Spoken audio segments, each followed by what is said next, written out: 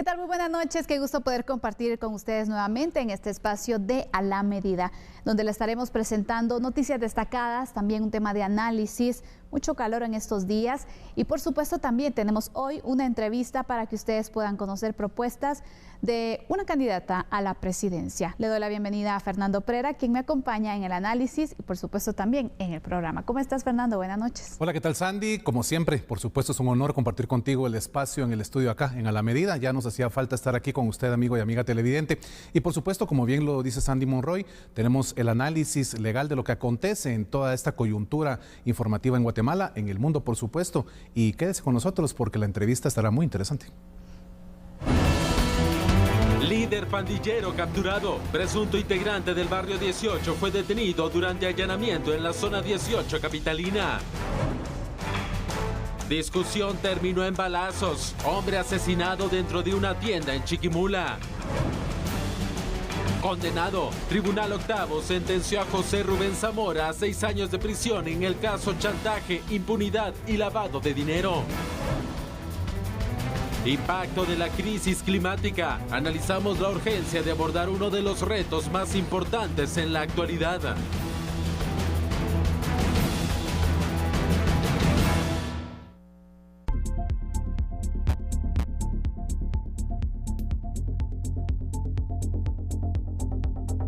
Daremos inicios con los sucesos relevantes de la jornada. Le damos a conocer respecto a la captura reportada por las fuerzas de seguridad de un importante miembro de la Mara 18. A continuación, los detalles de esta detención. Autoridades brindaron detalles sobre la captura de un presunto integrante del barrio 18 durante una diligencia de allanamiento en la colonia La Aventurera de la zona 18 capitalina.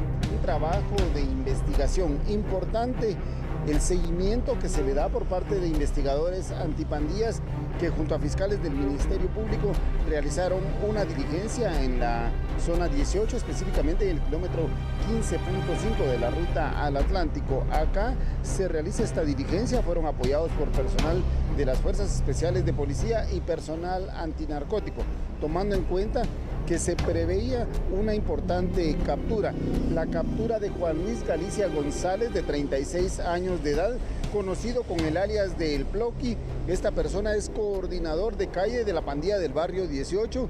Él era quien organizaba y dirigía las extorsiones en sectores de zona 1, zona 5 y zona 18.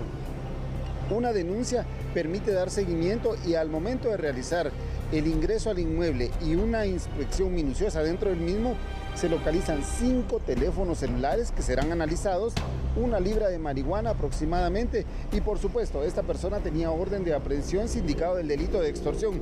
Aparte de ello tiene antecedentes delictivos por agresión, robo agravado, homicidio en grado de tentativa y posesión de droga para el consumo, entre otros. Esta persona fue neutralizada y con esto se da un duro golpe a las pandillas en el área norte de la ciudad capital, tomando en cuenta que esta persona era el coordinador y orquestador de extorsiones y amenazas a vecinos y comerciantes del lugar.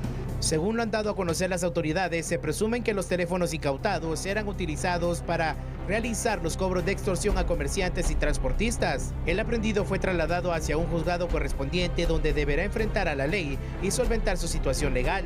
Autoridades hacen el llamado a la población para denunciar esta clase y otros hechos delictivos a la línea 110 de la Policía Nacional Civil y al 1574 de Dipanda.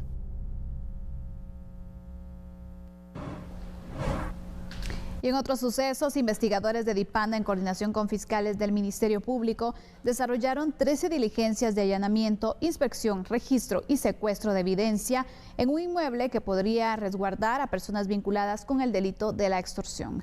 Estos operativos se llevaron a cabo en Chicacao y Patulú, Suchitepeques.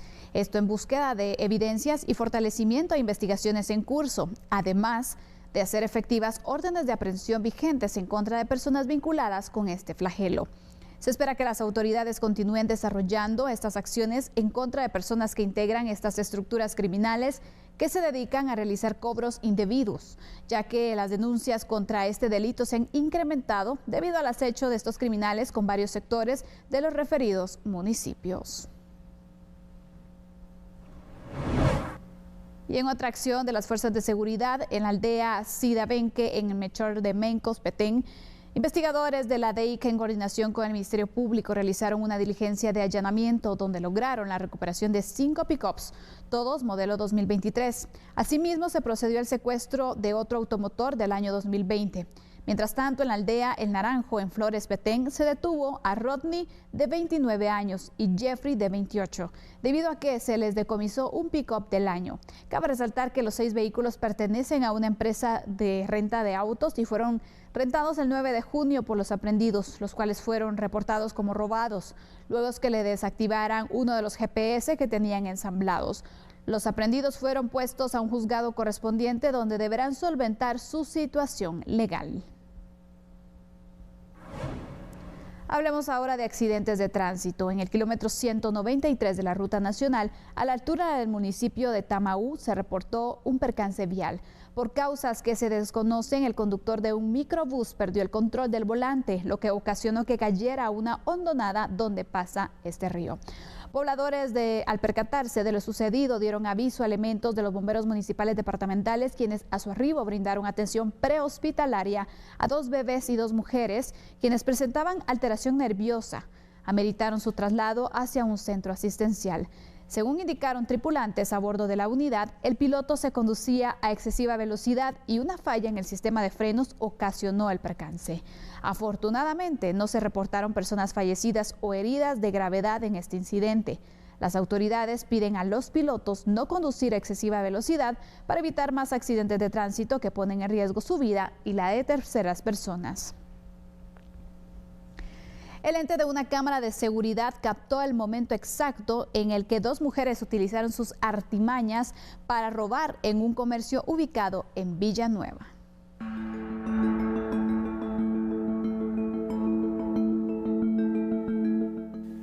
En las redes sociales se ha viralizado el robo que cometieron 2 mujeres en un comercio ubicado en un reconocido centro comercial en el kilómetro 17.5 de la carretera al Pacífico, específicamente en la zona 3 de Villanueva. Preste atención al modo operandi de estas mujeres. Una de ellas entretiene a los empleados preguntando sobre precios y tallas, mientras que la otra enrolla las prendas y las esconde en las bolsas o entre su propia ropa. Según la denuncia textual indica, hace 3 días entraron 2 mujeres al centro comercial, exactamente a la tienda, y la estrategia que tienen es, una estar preguntando estilos y tallas y la otra está robando. No se sabe si en otros locales hacen lo mismo. De acuerdo con la información recabada, la denuncia también fue presentada ante la Policía Nacional Civil. Propietarios hicieron pública la denuncia compartiendo la grabación en redes sociales, donde solicitan apoyo a los internautas que compartan las imágenes para que las autoridades correspondientes logren identificarlas y den con su paradero, ya que podrían estar cometiendo este tipo de robos en otros negocios aledaños.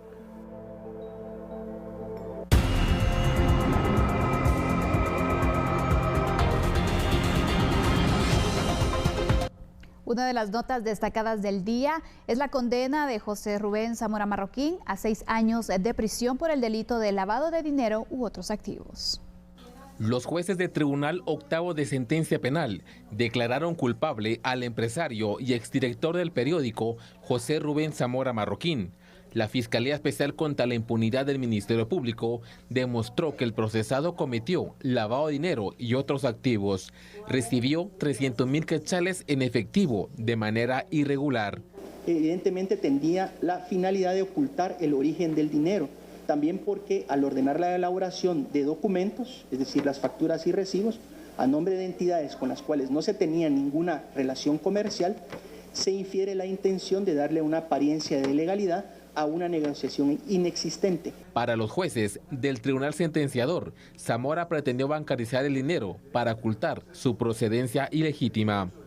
Para que hiciera llegar por medio del mensajero Barrios Sánchez la documentación generada desde la entidad, conforme los datos proporcionados por García Navarijo, a la oficina indicada por ubicada en la zona 10, así como que fue Zamora Marroquín quien ordenó a Vicente Sandoval, piloto de la entidad mencionada, para transportar dentro de una bolsa de papel con varios colores la cantidad de 300.000 quetzales y reunirse con Barrio Sánchez en la oficina antes referida. La juez vocal Glenda Julieta Duque Martínez leyó la parte resolutiva del caso chantaje, impunidad y lavado de dinero, en la cual se declaró culpable a Zamora Marroquín. Le impone la pena de 6 años de prisión inconmutables, que con abono de la efectivamente padecida deberá cumplir en el centro de cumplimiento de penas que determine el juzgado primero pluripersonal de ejecución penal, y la multa de 300.000 quetzales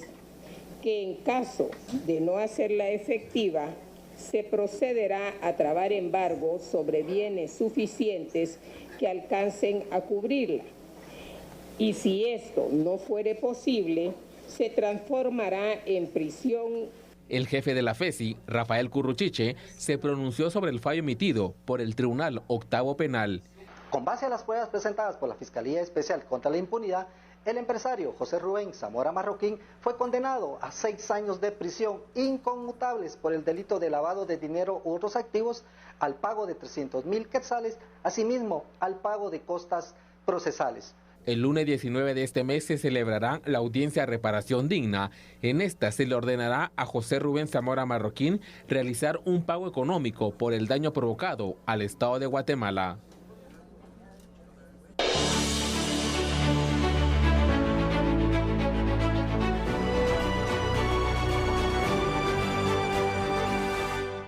El candidato a la presidencia por el partido Cabal, Edmond Mulet, dio a conocer declaraciones, esto luego de que se registrara un atentado en la sede ubicada en Chimaltenango. El presidenciable de Cabal, Edmond Mulet, repudió el ataque sufrido en la sede municipal del partido en el Tejar Chimaltenango. Las instalaciones recibieron 13 impactos de bala y se abandonó un paquete en el ingreso del inmueble con amenazas. Estamos aquí otra vez, nuevamente, reiteradamente, a denunciar actos de intimidación, de intolerancia, de agresión directa, en este caso a un miembro pues, del partido Cabal. Como ustedes saben, la sede en el Tejar fue objeto de disparos con armas de fuego y dejaron notas de intimidación y de amenaza. Entonces este acto por supuesto es muy grave, muy grave, y ya presentamos una denuncia, un acta de declaración testimonial ante la Fiscalía del Distrito de Chimaltenango, ya para que esto quede ya denunciado oficialmente y que las autoridades correspondientes inicien las investigaciones del caso. Y esto está pasando ya, está evolucionando de la guerra sucia que estamos sufriendo en el plano digital a la agresión física y directa, y esto realmente ya se está volviendo intolerable. Un llamado a la no violencia fue el pronunciamiento hecho por el candidato de Cabal y recordó el pacto de no agresión firmado por candidatos presidenciales. Al inicio de la campaña, el Tribunal Supremo Electoral convocó a una gran reunión, una gran ceremonia, donde todos los partidos políticos, los secretarios generales de partidos políticos, los candidatos a cargos de elección popular, firmamos un pacto de no agresión, un pacto de respeto, un pacto de paz en esta campaña electoral, pero lamentablemente no ha sido así. Firmaron ese pacto en el Tribunal Supremo Electoral en una gran ceremonia, y al salir de ahí en la puerta ya estaban operando sus netcenteros y los bots para todo el tema de la guerra sucia digital, y ahora estamos pasando pues a otro plano, lo cual ya realmente es intolerable. Giovanni Reyes, candidato a la presidencia por el partido Bien, presentó su plan de gobierno ante los vecinos de San Miguel Petapa. Giovanni Reyes, candidato a presidente por el partido Bien, participó en una actividad de campaña electoral en San Miguel Petapa, en la cual dio a conocer su plan de gobierno, que resumió de esta forma. Lo que llamamos la matriz fundacional del plan de gobierno es luchar contra la corrupción y contra el clima de seguridad como elementos de base.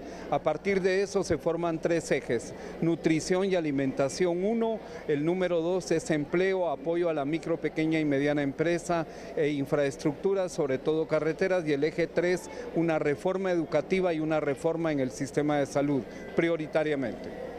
El candidato presidencial remarcó que es necesario que el próximo presidente trabaje en conjunto con otros poderes del Estado. Tenemos que trabajar con el Congreso y con las Cortes porque respetamos la independencia de poderes. Nuestros planteamientos se basan en una profundización verdadera, no de fachada de la democracia, en sistemas de innovación permanente y de desarrollo económico. Queremos crecimiento de la producción que se traduzca en bienestar para la mayor parte de la ciudadanía.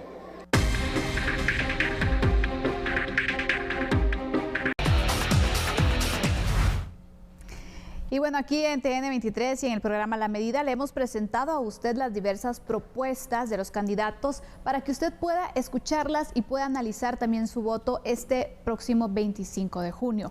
Hoy tenemos en el set como invitada a Suri Ríos, candidata a la presidencia, quien compartirá con nosotros los puntos destacados de su plan de gobierno, Fernando. Le damos la bienvenida. Buenas noches, bienvenida. ¿Cómo está? Muy buenas noches, Sandy. Buenas noches, Fernando. Gracias por estar aquí. La invitación es un honor estar en sus hogares y aquí con ustedes esta noche en A la Medida. Gracias, candidata. Realmente es un gusto tenerla acá y, por supuesto, conocer ese plan que usted le plantea a los guatemaltecos y vamos a ir ahondando poco a poco en algunos elementos informativos que será muy positivo compartir con nuestros amigos y amigas televidentes y específicamente en estos días, a pocos días ya de terminar este espacio de la campaña política, quisiéramos preguntarle cómo siente, cómo piensa que han reaccionado los guatemaltecos hacia el mensaje que usted ha enviado. Bueno, estamos a la puerta de la elección y hemos ido a visitar diferentes municipios, departamentos, mercados, zonas de la ciudad. Y realmente cada día más personas me permiten estar cerca de ellas, me cuentan todos sus problemas, rezan por mí, me bendicen, oran por mí, me comparten un vaso de agua, una taza de café. Mucha inquietud, mucha preocupación por la seguridad. El departamento de Guatemala, el departamento de Escuintla, muchos departamentos se quejan de la extorsión, se quejan de los asaltos, mucha violencia contra la mujer, mucha violencia sexual. Y me dicen, Suri, esperamos que usted sí nos responda con el tema de la seguridad. Usted dice que tiene carácter, incluso me recuerdan a mi padre y me dicen, su papá hizo por nosotros, aplicó la ley y esperamos lo mismo de usted, que aplique la ley, ya no aguantamos. Son dueños de tortillerías, de tiendas, de negocios. Claro. Entonces es un compromiso muy fuerte, pero he sentido la confianza y el cariño de las personas y eso me compromete y me responsabiliza de hacer un buen trabajo por ellos. Y ya que toca uno de los puntos, la seguridad, que por cierto es de los principales ejes de su plan de gobierno, quisiéramos saber cuáles son las propuestas que usted tiene y realmente cree que este es el tema medular, el tema más urgente de atender en el país. Lo que sucede es que cuando no hay seguridad, no hay inversión. Cuando no hay seguridad, las personas no quieren extender su negocio ni contratar más personas en empleos. Puede ser una tortillería, puede ser una tienda, puede ser una empresa, puede ser una industria. La seguridad tiene que ver con proteger la vida, pero también proteger la propiedad. No importa si es una moto, un carro, una parcela, 2 manzanas o 50 caballerías. Lo que es propio es propio. Y el gobierno de la República tiene la obligación de garantizar esa vida y esa propiedad. Muchas industrias, muchas empresas, muchos comercios quieren crecer o quieren venir a invertir al país, pero si no hay seguridad para su inversión, si no hay certeza jurídica, entonces nadie quiere invertir, nadie quiere crecer. Entonces la seguridad es importante, eso significa control territorial, eso significa control aéreo, control marítimo, control migratorio, cooperación internacional. Miren cómo estuvo hoy el capítulo del crimen organizado y los narcotraficantes en frontera con México, en Petén. También significa más armamento, vehículos que funcionen, tecnología para la Policía Nacional Civil y para el Ejército de Guatemala. Eso significa academias de la PNC que funcionan, hoy de 3 solamente 1 funciona. Y eso significa también recuperar el control de las cárceles, porque hoy está comprometida la Guardia Penitenciaria y vemos cómo las extorsiones salen de la prisión. Vemos cómo la señal llega, el internet llega a la prisión, a los privados de libertad. Y es que las prisiones antes estaban en lugares alejados, pero hoy conforme la ciudad y los diferentes departamentos han ido creciendo, pues los lugares residenciales están alrededor de los centros penitenciarios. Entonces tenemos que trabajar mucho en el tema de la seguridad. Creo que hay un presupuesto importante, pero tenemos que ejecutarlo efectivamente y hacer una calidad del gasto público. Algo que me llama la atención de todo esto que usted menciona es que Definitivamente, es una obligación del Estado. En primer lugar, eso. Segundo, para que esa obligación estatal pueda darse, necesitamos que existan planes contra la corrupción, planes certeros, eficientes, efectivos y eficaces en materia de anticorrupción. ¿Cómo va ese manejo en función del beneficio de los guatemaltecos? Creo que la corrupción, el combate contra la corrupción debe ser un eje transversal en todo el organismo ejecutivo y en todo el país para los que somos servidores públicos o pretendemos serlo. El combate a la corrupción comienza con un código de ética que nosotros queremos implementar para los servidores públicos. En segundo lugar, ese código de ética aplicado con el ejemplo, porque si los que estamos gobernando, dirigiendo al país, no tenemos conductas ejemplares, con un rendimiento de cuentas, con transparencia, con un gobierno austero, entonces, ¿qué estamos exigiendo de los demás? Yo creo en la tecnología, Fernando. Creo mucho en la tecnología. He visto que con las cámaras hasta los mal portados se portan bien. Sí, totalmente. Se hacen maravillas con ellas. Exactamente. He visto que la transparencia, los lugares abiertos, los espacios llenos de vidrios permiten comunicaciones más respetuosas. Y eso es importante también. Creo que tenemos que implementar la figura de la muerte civil, y es que todos aquellos que han sido condenados por actos de corrupción y por actos delictivos, pues no tengan ningún contrato con el Estado ni sean servidores públicos. Creo que eso es importante hacerlo. Además, una nueva ley del servicio civil, hay ya iniciativas en el Congreso que se están discutiendo, pero creo que tenemos que trabajar técnicamente con todas las personas que son servidoras públicas y, por ejemplo, en salud, hacer una carrera sanitaria que no existe. Los médicos, las enfermeras se quejan de que no hay más que bonos, pero no hay promociones, no hay una carrera dentro del sistema y eso también es importante. Todo eso es combate a la corrupción, pero sobre todo transparencia. En el Ministerio de Comunicaciones, Infraestructura y Vivienda hay mucha opacidad en los contratos, en el mantenimiento de las carreteras, en la discrecionalidad para quién construye y quién no. Y nosotros estamos trabajando en un programa que se llama Obra por Impuesto, para que el impuesto sobre la renta pueda pagarse en especie. Entonces, así el contribuyente construye una carretera, construye un hospital, equipa una escuela, hace electrificación rural y no pasa el dinero por el Ministerio de Comunicaciones, sino que construye directamente. El único que lo supervisa es la SAT, para que no nos diga que un quintal de cemento costó 400 cuando no fue eso lo que costó. Y al final es una figura típico de las público-privadas, pero viene a ser incluso hasta más funcional, porque es directamente una comunicación del gobierno central, desde el Ejecutivo, con la persona interesada en realizar ese tipo de obras. Además, yo creo que el gobierno tiene que ser un facilitador, estar abierto a diversas formas de cooperación, la alianza público-privada, las contrataciones, las concesiones, incluso. Por ejemplo, la vez pasada me hablaban unos exalumnos del Instituto Fishman y ellos querían recuperar parte del instituto como un legado para los nuevos estudiantes. Lo querían hacer ellos mismos, reconstruir, remozar. Y el Ministerio de Educación dijo, no, lo tienen que hacer a través de nosotros. Traigan el dinero aquí, nosotros lo vamos a hacer. ¿A cuenta de qué? Claro. Esas son las formas de cooperación que permiten la transparencia, combaten la discrecionalidad, combaten la corrupción. Me llama la atención porque en el plan de seguridad, que es una de las exigencias de la población y es uno de los pilares fundamentales de su plan de trabajo, usted ha planteado poder utilizar y seguir incluso un plan o un modelo parecido al que está utilizando Nayib Bukele en El Salvador. ¿Por qué confía en que este tipo de modelos en materia de seguridad también podría funcionar en nuestro país? Bueno, me gusta y admiro el carácter y la firmeza que ha tenido el presidente Bukele, que tiene una gran ventaja. Tiene un Congreso mayoritario que apoya sus políticas públicas con piezas legislativas. Así es. Y eso es muy importante. Además, El Salvador, pues, aunque sea geográficamente más pequeño y tenga una construcción geopolítica distinta a la nuestra, pero realmente las decisiones que ha tomado son de admirar. Es un hombre firme, es un hombre de carácter. Y eso es importante para empezar a hacer ese tipo de operaciones. En segundo lugar, ¿por qué no vamos a imitar lo que funciona?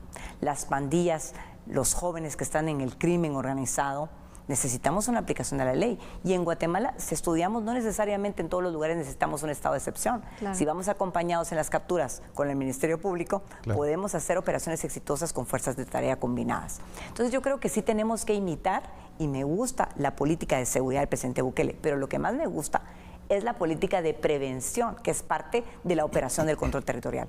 Ellos han puesto en las zonas rojas lo que se llaman los cubos. Estos cubos son centros urbanos de bienestar y oportunidades. Son para los jóvenes. Están abiertos desde las 8 de la mañana hasta las 11:30 de la noche. Ahí los jóvenes tienen instrumentos de percusión, pintan, hacen monopatín, patineta, básquetbol, voleibol, PlayStation, después de leer 3 capítulos de un libro, aprenden inglés, hacen música Y quienes dirigen los centros son jóvenes líderes de las comunidades que todos conocen y que con su comportamiento comprometido con los valores y con los jóvenes previenen. Entonces los jóvenes pueden ir acompañados de sus abuelitos, de sus padres, incluso hay bebetecas, por ejemplo, y están ahí las mamás con sus pequeñitos de 3, de 4 años.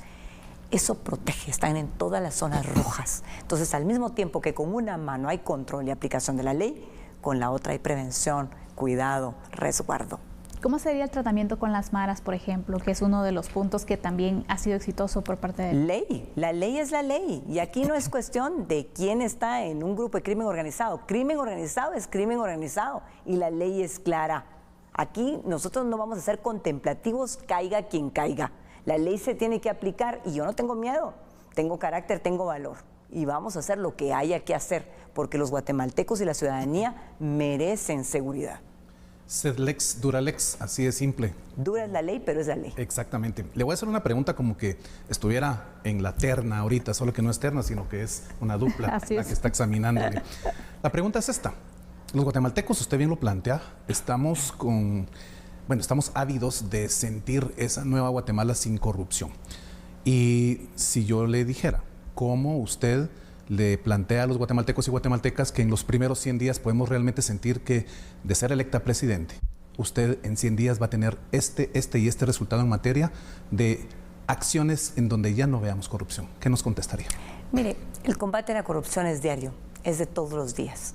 Nosotros lo que hemos ofrecido es en 100 días, por ejemplo, empezar todas las fuerzas de tarea y que en la atmósfera los guatemaltecos empiecen a sentir seguridad. Lo que hemos ofrecido es trabajar en seguridad y transparencia en la inversión para que en los primeros 100 días podamos trabajar e impulsar los 10,000 empleos mensuales que queremos. Lo que queremos en esos primeros 100 días es facilitar, conectarnos y que realmente haya transparencia en la gestión pública. Ese es un primer paso para el combate a la corrupción. El código de ética de los servidores públicos ya está prácticamente terminado, o sea que desde el día 1 en que tengamos el favor de Dios y de los guatemaltecos, nosotros vamos a llegar con un código construido para el organismo ejecutivo. Tenemos un pacto de principios, el vicepresidente y yo. Mi vicepresidente es un hombre de Estado. Fuimos adversarios políticos en el Congreso. Y hoy estamos trabajando juntos por una plataforma de valores en común que tenemos, de principios donde respetamos la vida, la familia, Dios, no importando la religión que tengamos, el respeto a la propiedad privada, la búsqueda de la felicidad. Entonces, nosotros vamos a trabajar en eso y eso va a ser combate a la corrupción, eliminar la discrecionalidad. Queremos los escáneres en los puertos de los aeropuertos. Desde el día 1 o 2 vamos a trabajar con la cooperación internacional, con nuestros países vecinos para que haya transparencia. No es posible que alguien llegue al arco y un contenedor se vaya de un lado y el otro no pase la talanquera, sino que se vaya del otro lado. Claro. Esa discrecionalidad no va más. Entonces, eso es el trabajo que vamos a hacer en los primeros 100 días. Erradicar la corrupción sería una promesa que no podemos cumplir. Vamos a combatirla día tras día con responsabilidad. Y queremos abrir un canal abierto de denuncia a la presidencia. Yo quiero oír esas denuncias. El presidente Uribe lo pudo hacer en Colombia. Muchas denuncias eran falsas o eran burlas, pero muchas fueron efectivas. Buzones de dinero, buzones de armas, trata de personas, crimen organizado, lavado de dinero. Corrupción, no más. Cero tolerancia. Caiga quien caiga. Importante conocer entonces esos planes que usted está proponiendo en temas de seguridad, de combate a la corrupción. En estos momentos vamos a hacer una pausa. Tenemos todavía unas preguntas pendientes por ahí para realizarle a la presidenciable, pero después de la pausa estaremos retomando esta entrevista con Suri Ríos. Lo invitamos a que siga con nosotros. No nos cambie, volvemos de inmediato.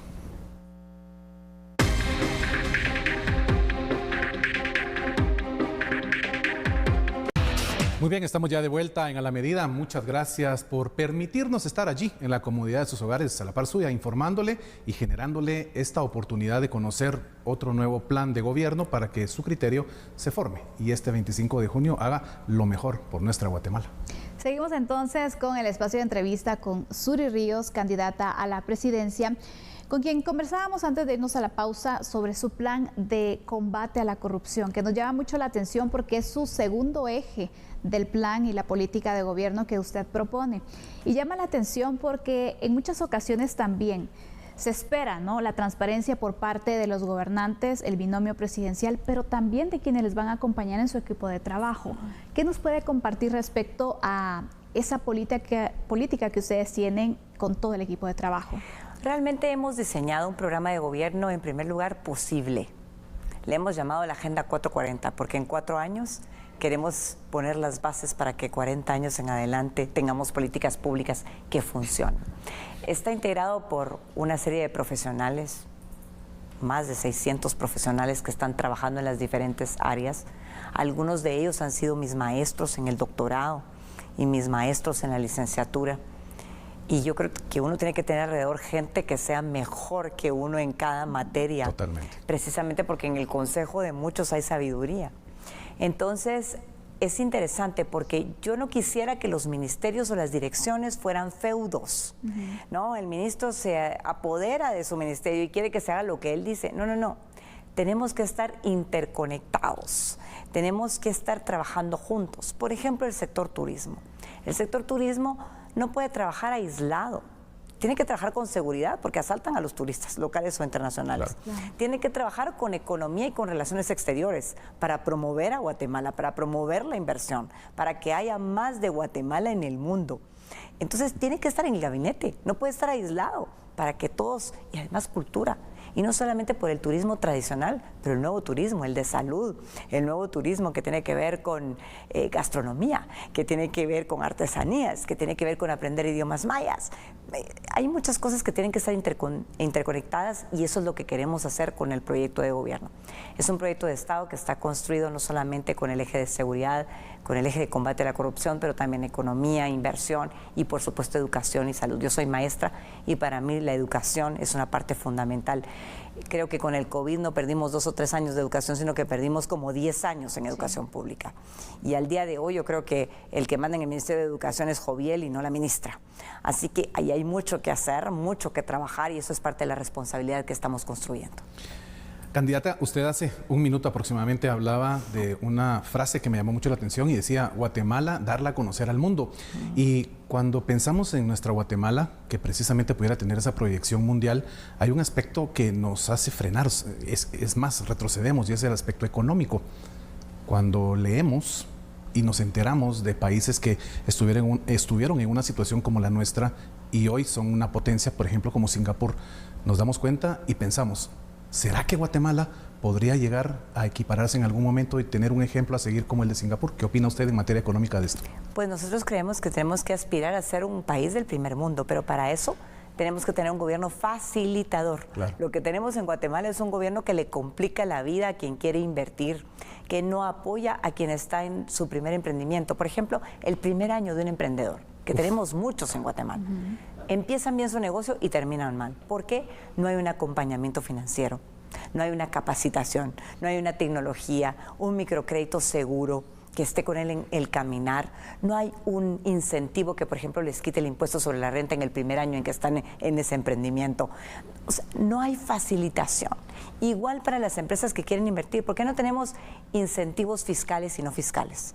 Por ejemplo, ¿por qué no bajamos aranceles? Que es algo que se puede hacer desde el organismo ejecutivo, bajar tributos, en otra palabra, ¿no? Claro. No necesitamos que lo haga el Congreso, como algunos ofrecen, ay, vamos a quitar el IVA, eso solo el Congreso lo puede hacer. Pero podemos tener políticas de bajar aranceles para promover inversión, permitir inversión en el occidente de 10 a 15 años, concesiones, alianzas públicas y privadas, siempre y cuando nos generen un primer empleo, siempre y cuando nos generen empleo para las personas con discapacidad, siempre y cuando nos generen empleo para mujeres de 30, de 40, de 50, de 60, que están saludables y quieren trabajar. Y además, incentivos no fiscales. ¿Qué son incentivos no fiscales? Preparar el capital humano. ¿Dónde están, por ejemplo, los INTECAPs? Deberíamos de duplicar o triplicar el número de INTECAPs que tienen la plata para hacerlo, porque ahí están los fondos. Con tecnología y carreras técnicas del siglo XXI. Por supuesto. Lo que se está pidiendo en los comercios, en las industrias, para que en el lugar de ir a invertir o embodegar a China, con esa política de cercanía al lugar de exportación que está tan cerca a Estados Unidos, podamos hacerlo y trabajar. Pero para eso el gobierno tiene que ser un facilitador. Y tercero, la infraestructura. Nadie quiere invertir en un país donde no hay seguridad para su inversión y tampoco hay carreteras ni conectividad, ya sea de energía renovable o no renovable. Son industrias, tiendas, comercios. ¿Dónde van a conectarse esas industrias? ¿Dónde van a construir vivienda alrededor para generar esa mano de obra local? Entonces, es una cadena de inversión y de decisiones.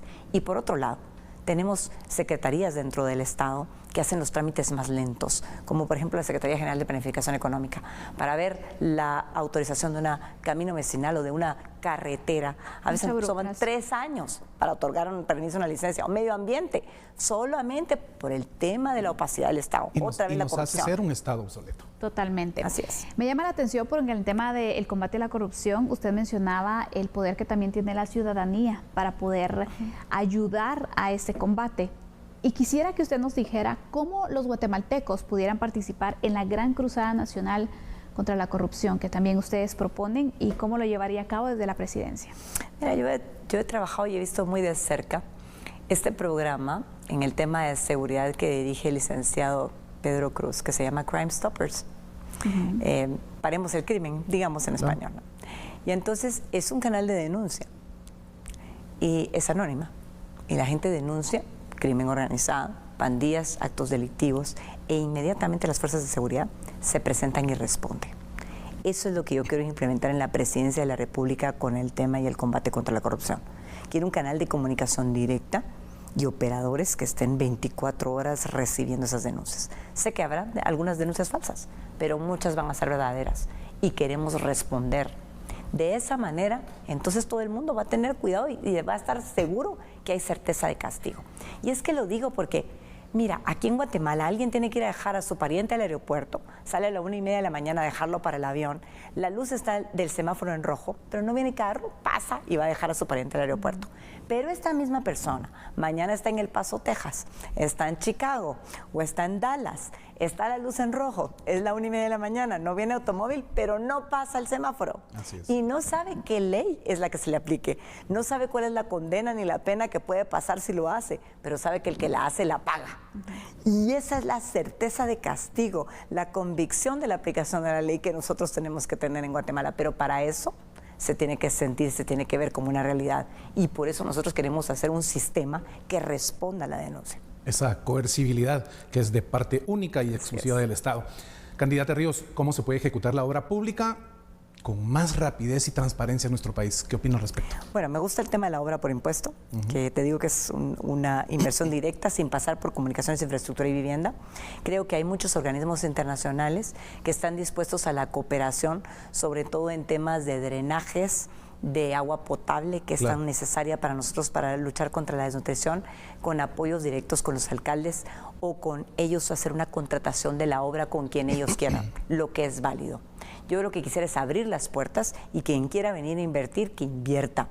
Podemos hacerlo a través de concesiones, a través de alianza público y privada, a través de contratos, diversas modalidades de cooperación. Pero abramos las puertas. Nosotros queremos un gobierno que no pida tajadas ni le complique la vida a los inversionistas.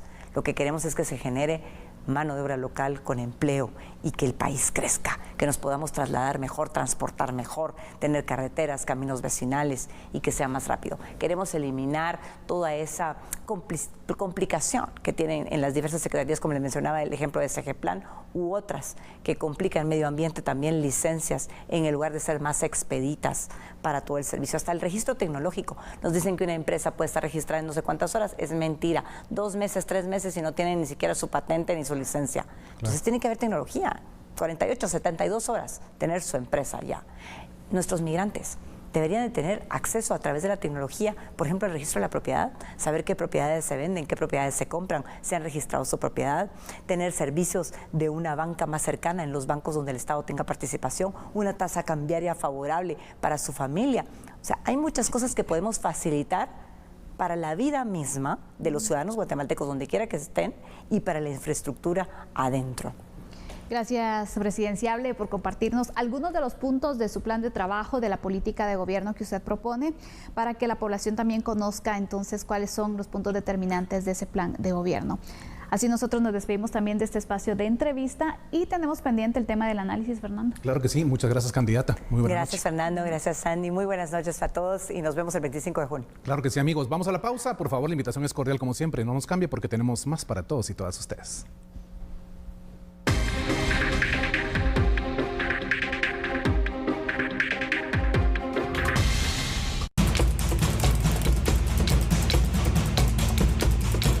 Es urgente abordar el cambio climático, recordando que es un multiplicador peligroso de riesgo que agrava las crisis humanitarias, exacerba los conflictos y la inestabilidad, especialmente en situaciones frágiles, donde los gobiernos tienen medios limitados para ayudar a sus poblaciones a adaptarse. Se necesita proteger a los más vulnerables y actuar de inmediato para salvar vidas, mejorando el entorno de seguridad y la respuesta humanitaria. Como un país altamente vulnerable a los efectos del cambio climático, Guatemala apoya la incorporación de la perspectiva climática en el pilar de paz y seguridad de la ONU. Es importante que esta organización cuente con el liderazgo y las herramientas necesarias para responder ante las situaciones que pongan en riesgo el bienestar de las personas. La prevención de conflictos también necesita una perspectiva a largo plazo y requiere acciones sobre los riesgos antes de que se traduzcan en crisis. Debido a su responsabilidad principal respecto al mantenimiento de la paz y la seguridad internacionales, consideramos importante que este Consejo de Seguridad integre evaluaciones de seguridad climática en todos los informes de situaciones en su agenda. Asimismo, Guatemala estaría participando en el primer grupo de países que reportará alertas por desastres. Con ello se buscará impulsar acciones de atención de forma regional. Bueno, es importante tratar este tema y vamos a ir de lleno con unos datos antes de iniciar con el análisis con Fernando Pereira. Porque el impulso del cambio climático a las temperaturas extremas es un factor importante. Durante los últimos meses y años, la estación de calor ha sido cada vez más intensa, lo que a su vez causa un aumento en el número de incendios forestales también. Los efectos de la crisis climática son evidentes, especialmente en Guatemala, que ha sido afectada a través de varios acontecimientos en los últimos años. La economía guatemalteca se basa en gran parte en la agricultura, la cual se está viendo afectada por el cambio climático. Tal es el caso del corredor seco, por ejemplo. Los efectos de la crisis climática también se ven reflejados en lluvias más fuertes y en una temporada de huracanes que es más activa. Guatemala está catalogada como uno de los países más vulnerables a los desastres naturales, por lo que se esperaría una respuesta preventiva a gran escala por parte del Estado. Pero es relevante también que se puedan abordar estos temas ya de una forma pues en conjunta, que se exponga ante la comunidad internacional también. Y bueno, vemos estas condiciones, Fernando, en estos días, estas olas de calor que se han presentado, diversos sectores ya han manifestado su preocupación, recientemente el sector de ganaderos que también pues manifestaban entonces el miedo que tienen y las pérdidas que podrían sufrir, que al final se ve reflejado en la economía nacional. Eso por un lado, y por el otro, obvio, no hay uno solo de los más de 17.34 millones de guatemaltecos en la República de Guatemala que no esté sufriendo este impacto del calor. ¿Cómo le está yendo? Es incómodo, pero hay que entender que todo esto tiene una explicación y una columna vertebral, no tanto desde la explicación legal, sino es más de la explicación jurídica, la explicación lógica. Y los mismos seres humanos somos los que estamos dañando nuestro ecosistema con ese excesivo mantenimiento de basura en todo nuestro entorno, la falta y total incapacidad de un manejo adecuado de los desechos sólidos que va repercutiendo después. Es un círculo vicioso, Sandy, que se transforma en este espacio de descontrol en el tema del cambio climático. Entonces, ¿nos quejamos? Por supuesto que sí. Hoy incluso nos vamos al oriente del país y te puedo asegurar que esas temperaturas arriba de 40 grados es algo insoportable. Claro. Pero amigo y amiga televidente, yo le pregunto, ¿y cómo maneja usted sus desechos sólidos? ¿Usted tiene un sistema de reciclaje manejado por su municipalidad? ¿Es algo eficiente realmente? ¿Usted tiene latas, tiene vidrio y tiene desechos orgánicos por un lado? Y aunque usted lo saque así, ¿es bien manipulado después? No, la respuesta es no. Acá no solo es Guatemala, estamos hablando que sí, efectivamente Guatemala por el espacio geográfico que tiene a nivel en el mundo, somos altamente vulnerables. Pero Sandy, basándonos en el derecho internacional público, en donde hemos ratificado y firmado diversos acuerdos en materia de cumplimiento a todos los esquemas de combate al tema del cambio climático, la realidad es que estamos haciendo las cosas mal. Estamos haciendo las cosas mal y las quejas de distintos sectores de la sociedad son naturales, son entendibles, pero al final de cuentas es culpa del mismo ser humano. es la suma de todas las acciones que generan entonces las complicaciones. Que aquí la responsabilidad en muchas ocasiones lo que nos encanta es echarle la culpa a otros, ¿no? Sí, pero realmente totalmente. tenemos que ver que todos somos responsables. Las acciones que yo hago, que los demás van a realizar, que las autoridades realizan o no realizan, todo esto ha venido sumando a que el cambio climático cada vez sea más complicado. Vemos entonces el tema de los incendios forestales también que se van incrementando, donde hay acciones, por ejemplo, desde las altas temperaturas que se presentan hasta las acciones del hombre que generan entonces también que se vayan registrando estos incendios forestales. La contaminación de los afluentes también. Entonces, son varios factores que colocan el riesgo de desastres de una forma mayor cada vez más. Cada año vamos viendo.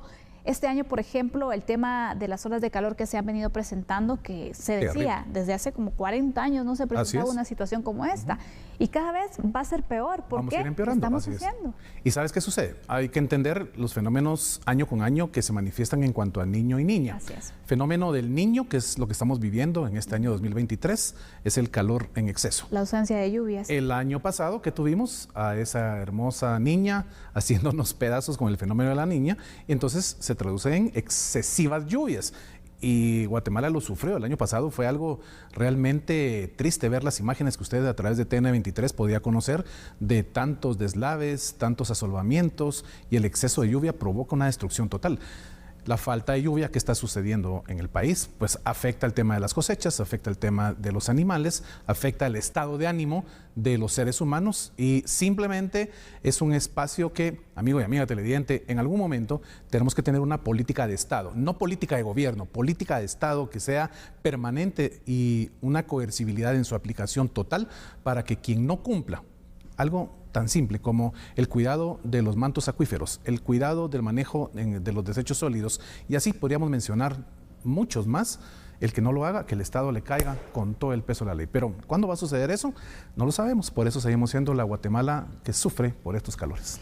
Creo que al final debemos hacer pues un análisis de lo que estamos haciendo nosotros para poder evitar que esta situación se complique más, que las autoridades asuman también su rol, que el cambio climático, el tratamiento, el tema del cuidado del medio ambiente sea una de las políticas prioritarias también, porque exigimos mucho de la naturaleza, pero le damos muy poco. Entonces, aquí la responsabilidad es de todos y es urgente que ya hagamos algo, porque cada vez vamos a vivir nosotros mismos y sufrir las consecuencias. ¿Tu conclusión, Fernando? Bueno, simplemente piense en lo que acaba de decir Sandy. Me encanta porque estamos sufriendo ahorita nosotros estos 40, 42 grados, 44 grados en el oriente del país. ¿Qué le espera a los chiquitines que vienen, la generación del baby de Sandy y todos los niños que van a nacer en ese mismo mes? No quiero ni pensar los sufrimientos que van a tener con el cambio climático, que va cada vez empeorando año con año. Así que cuidemos todo esto de nuestro ambiente climático, por favor. Y con este mensaje llamado también para todos ustedes, vamos a finalizar el programa. Gracias por acompañarnos. Lo esperamos mañana para que juntos podamos analizar los temas destacados. Feliz noche, Fernando. Feliz noche, Sandy. Un gusto haberte visto como siempre, amigo, amiga televidente. Buenas noches. Hasta mañana.